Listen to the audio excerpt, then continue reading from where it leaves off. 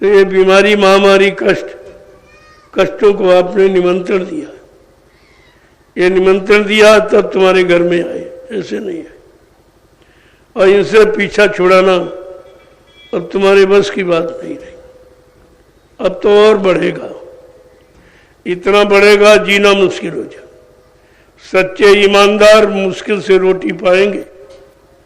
इतना खराब समय यही उनकी परीक्षा का समय होगा कि देखें, धीरज धर्म मूत्र नारी आपातकाल पर किए चारी का आपातकालीन में इनकी परीक्षा होती है।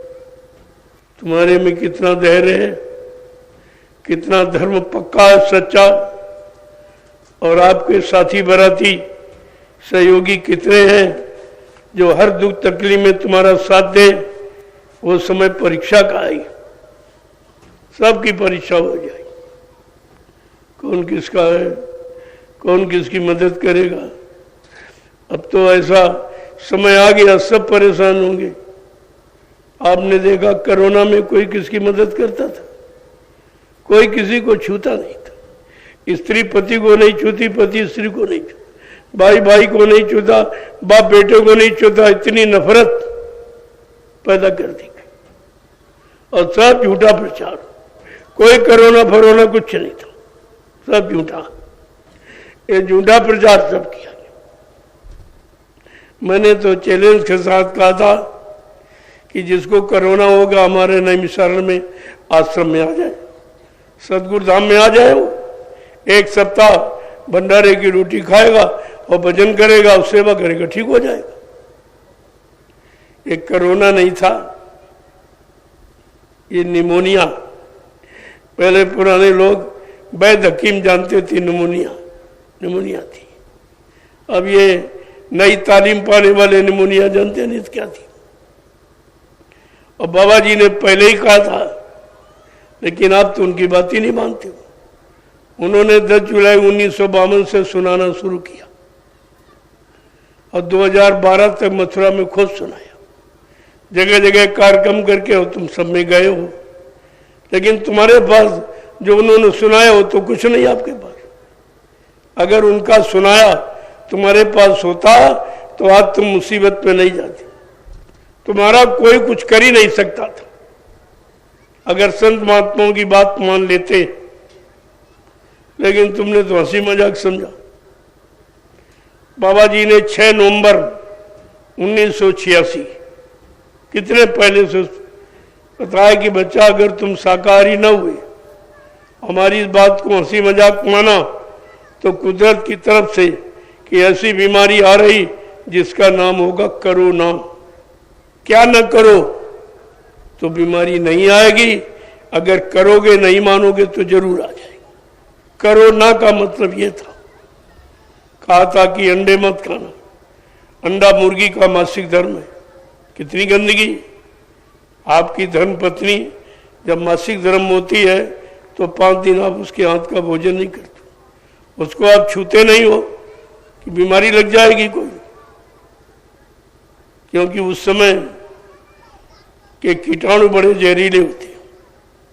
रजस्वला जब नारी होती है तो एकदम मतलब यानी जहरीले। उसके लिए महापुरुषों ने कहा, उस समय नारी की छाई पड़े तो अंधे हुए भुजंग, कहो कबीर कैसे निभाए जो नित नारी के संग। कहा कि इतना जहर होता, अगर काले नांग पर उस समय छाया स्त्री की पड़ जाए वो भी अंधा हो जाता। ये इतना मतलब इतनी बड़ी गंदगी होती। तो आज तो इसको सब भूल गए, गंदगी उनके दिमाग पे है ही नहीं, और तभी तो बीमारियों ने घेर लिया। हर घर में बीमारी। आदमी भले बचा हो लेकिन परिवार कोई नहीं बचा, सब बीमारी। तो आपने जब माना नहीं किसी की बात, तो न मानने का परिणाम तो बुरा होता ही है। हिरण्यकश्यप नहीं माना तो मारा गया, रावण नहीं माना वो भी मारा गया, और मतलब कंस नहीं माना, जरासंध नहीं माना वो भी मारा गया, और तुम नहीं मानोगे तो तुम भी मारे जाओगे। तुमको मारेगी बीमारी। बीमारी क्या? कुदरत की देन। ये कुदरत की नाराजगी है जो तरह तरह की बीमारियां, बाबा जी ने आपको पहले ही बताया, नई नई बीमारियां होंगी, एक की दवा 100 में न मिलेगी। ऐसी बीमारी तुम्हारे गंदे खान पान और गंदे रहन सहन की ऐसी बीमारी आ रही है कि मतलब नहीं, उससे तुम बच नहीं सकते और हर घर में व्याप्त घुस जाएगी। उन बीमारियों को निकालना तुम्हारे बस की बात। अभी तो एक छोटा चुटकुला था वो कोरोना, कुदरत की नाराजगी का, अब तो इससे बड़ा आने वाला है, जिसमें गांव के गांव, शहर के शहर, मुल्क के मुल्क साफ हो जाएंगे। इतने मकान खाली पड़े रहेंगे, कोई रहने वाला दिखाई नहीं देगा।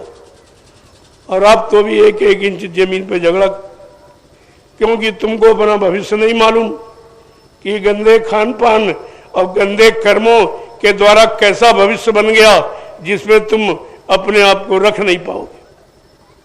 ये सब आगे होने जा रहा, उसी की जानकारी आपको दी जा रही, ताकि आप समय पर ये न कह सके कि हमारे गांव कोई आया नहीं, हमको किसी ने बताया नहीं, हमारे प्रति किसी को हमदर्दी नहीं।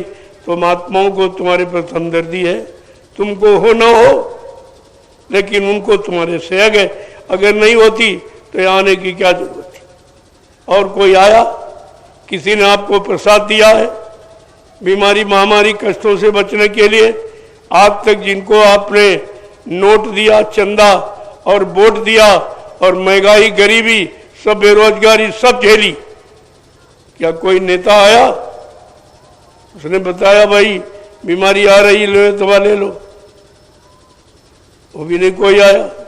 और जिनको आपने दान दक्षिणा, धोती रोटी लंगोटी दी, लाल पीले कपड़े पहनने वाला दाढ़ी बाल रखकर कोई महात्मा आया और उसने आपको दुआ या बरकत को दी, आपको आशीर्वाद, फिर भी नहीं तुम समझ पाए हो।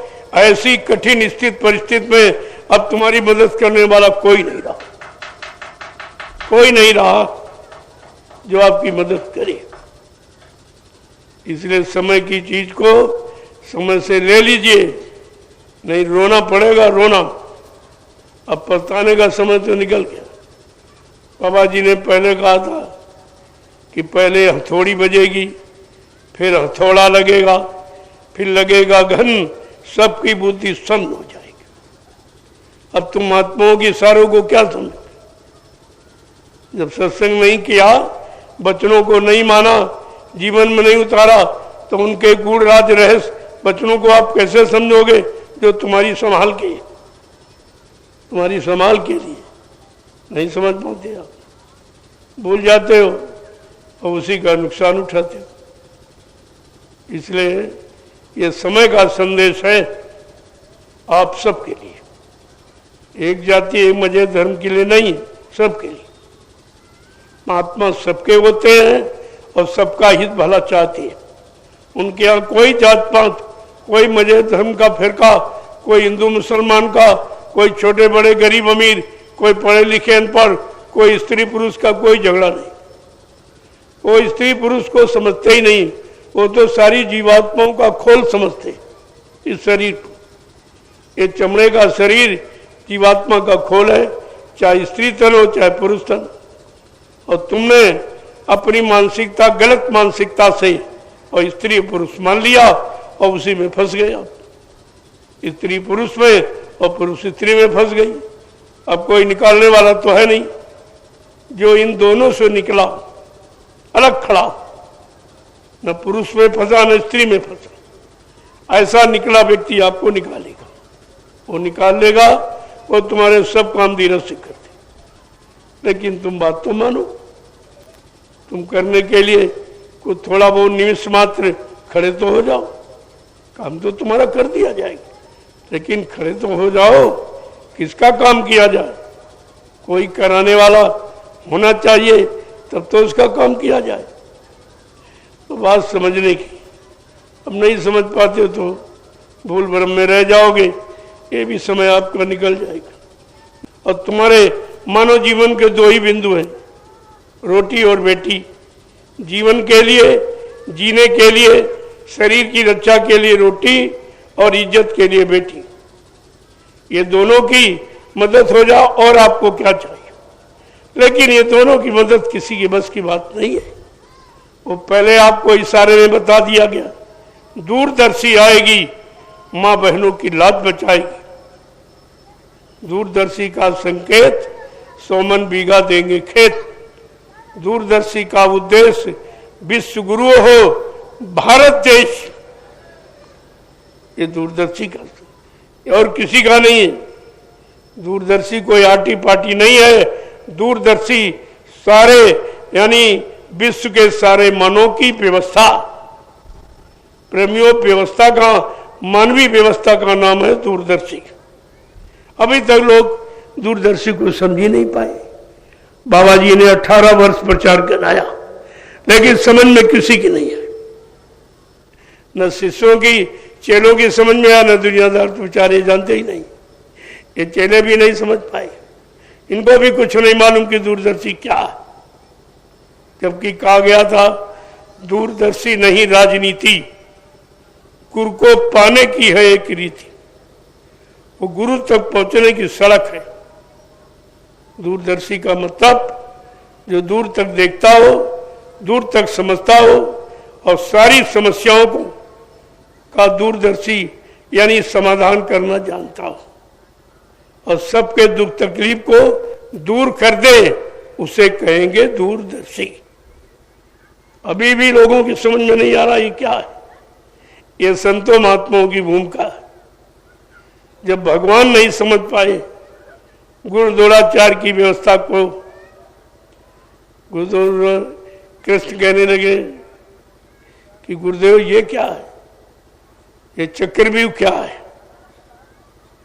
कहा कृष्ण ये तुम्हारी समझ में नहीं आएगा। कहा नहीं दया करके बता दीजिए। कहा ये चक्रव्यूह है जिसमें सबकी बुद्धि चक्र आएगी और तुम्हारा चक्र सुदर्शन भी चलेगा। कहा गुरुदेव मैंने तो संकल्प लिया है कि महाभारत में चक्र सुदर्शन नहीं उठाऊंगा, हाथ में चक्र नहीं धारण करूंगा। अरे कहा ये महात्माओं की व्यवस्था है, तुमसे अस्त्र उठवा लिया जाएगा। कैसे नहीं उठाओ? जब भगवान से काम करा लिया एक महात्मा ने, तो ये समृद्ध मालिक किससे काम नहीं करवा लेंगे? कभी विचार किया तुमने बैठकर? न पिछले इतिहास को समझा, न वर्तमान की भूमिका के लिए समझने की आप में शक्ति नहीं है। उसे भी आप नहीं समझ पा रहे हो और बताया सब जा रहा। महात्मा कोई चीज छिपाते ही नहीं है, सबके सामने खुलेआम। लेकिन समझ वही सकता है, समझेगा कोई संत सिपाही जो द्वार तुम्हारे आया, वो समझेगा। और इस रात को कोई नहीं समझ सकता। और धीरे धीरे 60 वर्ष हो गए और किसी ने नहीं समझ पाया, न राजा ने न रैयत ने, किसी ने नहीं समझ पाया। और सबके समक्ष हो रहा, रोज हो रहा। ये रोज वाणी प्रसारित की जा रही संतों की। ये कोई अपनी बात नहीं कह रहा, ये संतों के वचन, उनकी वचन वाणी का प्रसारण वायुमंडल में किया जा रहा। कि जो वायुमंडल प्रदूषित हो गया वो शुद्ध कैसे होगा? का संतों की अखंड वाणी से, उनके मर्यादित व्यवस्था का प्रचार प्रसार जब वायुमंडल में किया जाएगा तो प्रदूषण खत्म हो जाएगा। और कोई रास्ता किसी के पास, कोई कितना भी कर ले। बाबा जी ने चैलेंज के साथ कहा था, जोर लगा ले अहले जमाने, तू कब तक जोर लगाएगा? और जग में जय गुरुदेव का झंडा लहर लहर लहराएगा। इसे कोई झुका नहीं सकता। यही सारा सच्चा झंडा, ये सारे विश्व के जीवों का झंडा, सारे धरती पर रहने वाले जीवों के कल्याण हित का झंडा। और सब झंडे अपने मान सम्मान के, अपने पद के, अपने कुर्सी के। लेकिन ये जय गुरुदेव प्रभु नाम का झंडा, ये प्रभु का झंडा है जो सब जीवों को लाभ देगा, सबके सबका कल्याण करेगा। बात आपको समझनी चाहिए थी, लेकिन ना तो आपने समझने का प्रयास किया और जो समझाने आया उसकी बात मानिए। देखो, बिना ग्रामवासियों ने कोई बुलाया थोड़ी हमको था, और ना हम कोई उनसे लेने मांगने आए, फिर भी लेने वाले कितने लोग हैं? अच्छी सच्ची बात को लेने वाले इतने लोग गांव में, क्या इन्हीं को बचना बाकी सबको मरना है क्या? और कोई तुम्हारी मृत्यु को रोकने की दवा किसी के पास है भी नहीं, और ये बांटी जा रही तो किसी की समझ में नहीं आ रही।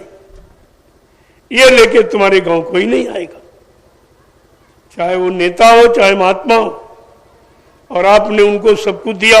मैंने तो कुछ मांगा नहीं है, और फिर भी आपकी संभाल की बात करता हूं। आपके लाभ और कल्याण, आपके जीवन की रक्षा, आप में बीमारी महामारी ना आवे, आपके बाल बच्चे बच जाए, ये काम करने कोई नहीं आएगा, और तुम्हारी किसी की समझ में नहीं आ रहा।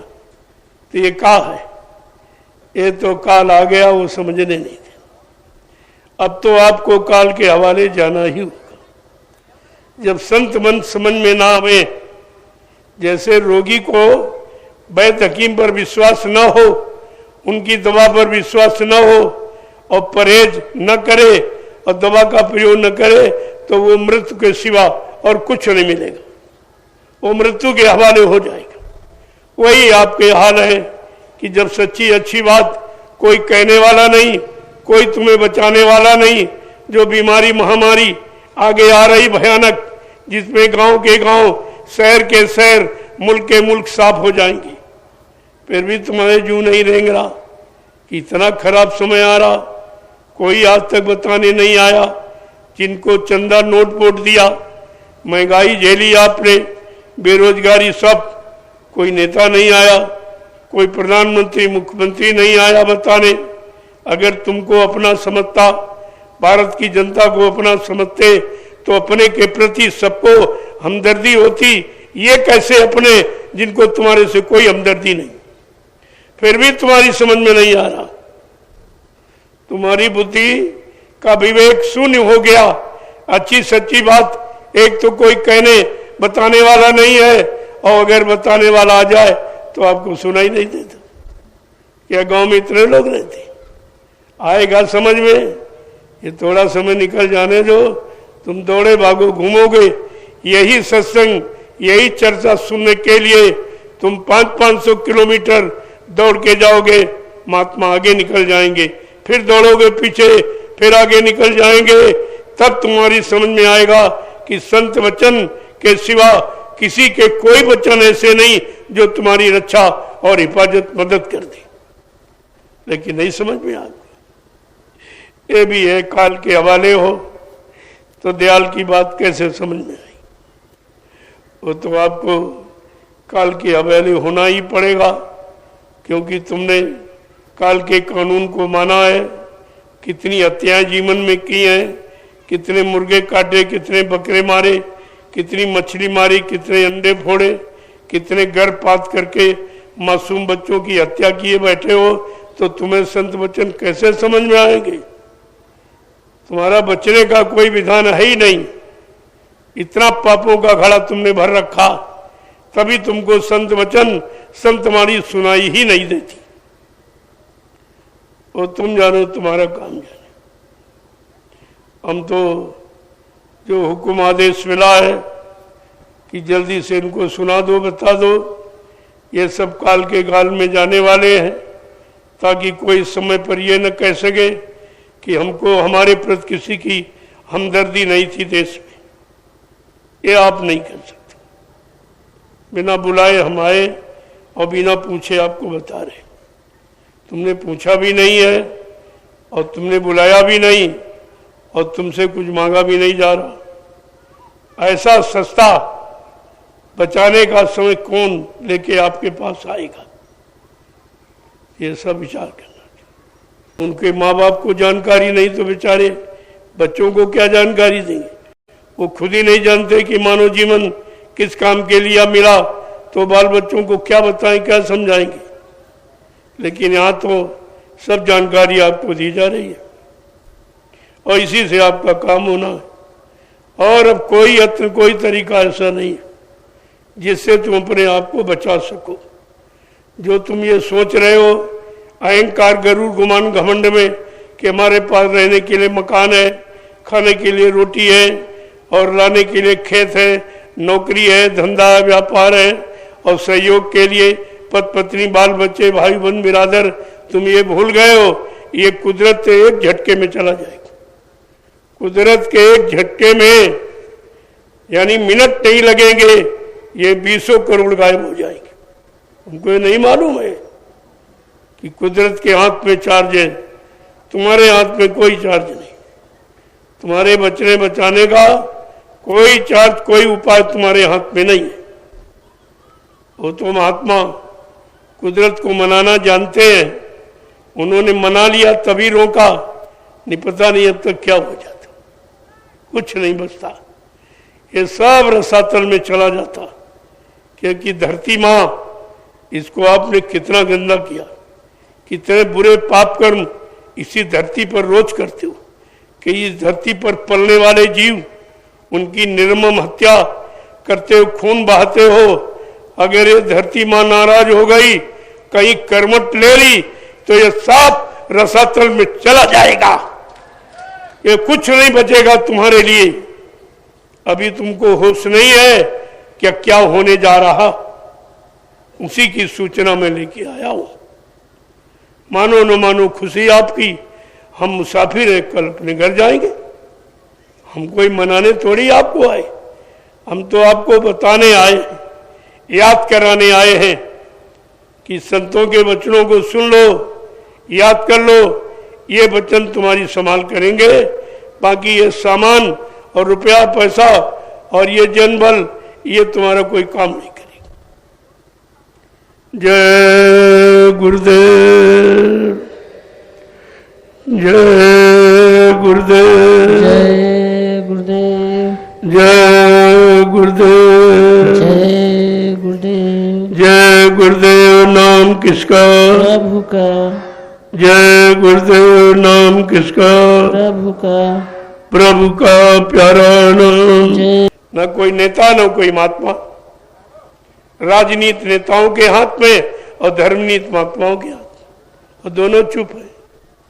दोनों खुद नहीं जानते कि मानव की सच्ची नीति क्या है, मानव विकास की, मानव सुख शांति देने की सच्ची नीति, सच्चा रास्ता क्या है। जब उन्हीं को नहीं पता तो तुम्हें क्या बताएंगे। वो तो महात्माओं के पास योजना और सब बना के तैयार कर दी, और सबके सामने कह रहे हैं कि मेरे 2 बिंदु हैं, जीवन के रोटी और बेटी। जीवन के लिए रोटी और इज्जत के लिए बेटी। 2 चीजें, 2 काम आपके हो जाएं, फिर बाकी क्या रह गया। लेकिन ये तो किसी ने किया नहीं अभी तक, और न कि ये किसी के बस की बात है। ये रोटी का निमंत्रण आप किसको देते हो? जिसके यहाँ कभी खाया हो, खिलाया हो, या जिनसे जान पहचान। लेकिन आज ये निमंत्रण कैसा, जो निमंत्रण देने जाएंगे वो गांव वालों को नहीं जानते, और निमंत्रण लेने वाले गांव वालों इनको नहीं जानते। ये कैसा अनोखा निमंत्रण। ये है सतयुग की भूमिका, ये है दूरदर्शी की का आधार। दूरदर्शी में सबको रोटी मिलेगी। दूरदर्शी व्यवस्था आने पर सबको रोटी और सबकी बेटियों की इज्जत, आबरू की पूर्ण सुरक्षा, जो यहां कोई नहीं कर सकता, ना कोई नेता, ना कोई महात्मा, वो काम करके दिखाएगी दूरदर्शी। ये बात आपको समझनी चाहिए। दूरदर्शी के द्वारा जो अच्छा समय आएगा उसी को सतयुग कहेंगे। वो सतयुग है। का हम सतयुग ला के दम लेंगे, ये तुम्हें बताए देते हैं। ऐसे नहीं, ये अभियान ऐसे बंद होने वाला नहीं है। ये इंकलाब जो उठा है कुछ करके मानेगा, ऐसे नहीं। तो आपको ये सब समझना चाहिए। अभी तो मैं इशारा कर रहा हूं, इशारे में काम बना लो ज्यादा अच्छा, क्योंकि तुम कुदरत की मार सह नहीं सकते। इतनी शक्ति तुम्हारे में नहीं है। जब रावण और हिरण्यकश्यप और कंस और जरासंध धनवान बलवान बुद्धिमान जब कुदरत की मार नहीं सह पाए और धराशायी हो गए तो तुम तो कुछ भी नहीं हो, कुदरत का एक धक्का भी नहीं सह पाओगी। इसलिए अभी सचेत हो जाओ, जाग जाओ और खड़े हो जाओ। आपके लिए यही समय सुधरने और बचने का है। अगर चूक है तो तुम जानो, तुम्हारा काम जाने। जय गुरुदेव, जय गुरुदेव, जय गुरुदेव। जय गुरुदेव। नाम किसका? प्रभु का। जय गुरुदेव। नाम किसका? प्रभु का। प्रभु का प्यारा नाम। जय गुरुदेव। जोर से बोलो, जय गुरुदेव। सब मिल बोलो, जय गुरुदेव। बोलना होगा।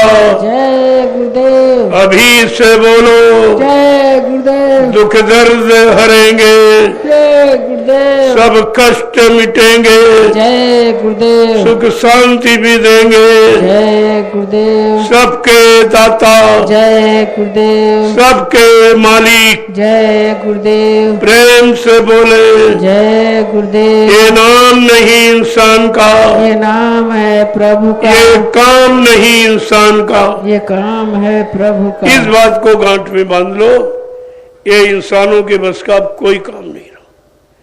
70 साल की आजादी ये पूरा प्रमाण आपको दे रही है, कुछ नहीं। चुनाव के सिवा कुछ हुआ ही नहीं। चुनाव पर चुनाव, चुनाव पर चुनाव, रोज चुनाव, इनका चुनाव उनका।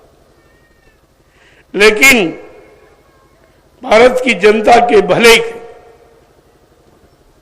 के लिए कानून का कोई चुनाव नहीं, जिससे तुम्हारा भला हो, जनता का कल्याण हो, जनता को सुख शांति मिले, जनता का पारिवारिक जीवन, सामाजिक जीवन, व्यवहारिक जीवन कष्टों से रहित हो जाए। ऐसा चुनाव नहीं किया गया, ऐसा कोई काम, योजना, कोई कानून नहीं चुना गया। फिर चुनाव का मतलब क्या? चुनाव तो जनता की सुख शांति के लिए होता है, अच्छे चरित्रवान लोगों का होता है। लेकिन इसमें तो कोई ऐसा नहीं निकला, ऐसा तो कोई निकला कि भारत देश का ये राजनीति विधान कहता है कि शाकाहारी, सदाचारी, ब्रह्मचारी, सच्चे ईमानदार चरित्रवान लोग ये भारत में राजनीति सफल कर सकते हैं, क्योंकि ये राम की धर्म भूमि है और कृष्ण की कर्म भूमि है और संतों फकीरों की योग भूमि है। ये नेताओं का देश नहीं है। ये लूटपाट करने वाले, झूठ छल कपट बेईमानी धोखाधड़ी देने वाले, कहने वाले, ये भारत भूमि नहीं है। ये सूरवीरों की है, ये सतियों की है, ये साधु संत महात्माओं की है। इसलिए इस भूमि पर अब फिर से संत राज का महान होगा। सतयुग का मतलब संतों का राज होगा। बाबा जी ने ऐलान किया, हुई है संत राज भारत में, अब बचाए बची है ना। बाबा जय गुरुदेव की वाणी तब दिखाई पड़ी है, हाँ, ये सबको नजरअंदाज हो जाएगी, सबको दिखाई देगी। ऐसा समय आ रहा, उसी समय को लाने का ये ढिंडोरा पीटा जा रहा, ये जानकारी आपको दी जा रही है। जब वो समय आ जाएगा तो सब तुम्हारे सामने जो कुछ कहा गया या कहा जा रहा वो सब करके दिखा दिया जाएगा। थोड़ा आप इंतजारी कर लीजिए, लेकिन शाकाहारी बन के तो देख लोगे। जब शाकाहारी नहीं बनोगे तो इसमें से तमाम लोग शरीर छोड़ के चले जाएंगे। उनको आगे का अच्छा समय, जिसका प्रचार प्रसार किया जा रहा, जानकारी दी जा रही, उस समय को नहीं देख पाएंगे। अगर आपको अच्छा समय देखना है तो हमारी प्रार्थना स्वीकार करें कि आप लोग शाकाहारी हो जाए, सब परिवार शाकाहारी हो जाओ तो बच जाओगे। शाकाहारी बन जाओगे, बीमारियों से बच जाओगे, आने वाले कठिन मुसीबत समय से बच जाओगे। ये इतना बड़ा अभियान है और शाकाहारी बनने में कोई खर्चा नहीं। जो गंदा खान पान आप करते हो वो पैसा आपका बच जाए, आपके बाल बच्चों के पढ़ाई लिखाई काम आवे, शादी ब्याह में काम आवे, घर मकान बनाने में काम आवे। महात्मा सब तरफ से तुम्हारी मदद करना चाहती है, लेकिन दुनिया ऐसी बाबरी, कोई ग्राहक न बतियाए। ये सस्ता सौदा जीवन को सुखमय शांतिमय बनाने वाला कोई लेने वाला नहीं दिखाई दे। इतना खराब समय आ गया, कोई लेने वाला नहीं। फिर इससे खराब और क्या होगा? जब अच्छी सच्ची बात, अपने लाभ कल्याण की बात सुनाई न दे, समझ में ना आवे, तो समझ लो कि आपका समय खराब आ गया।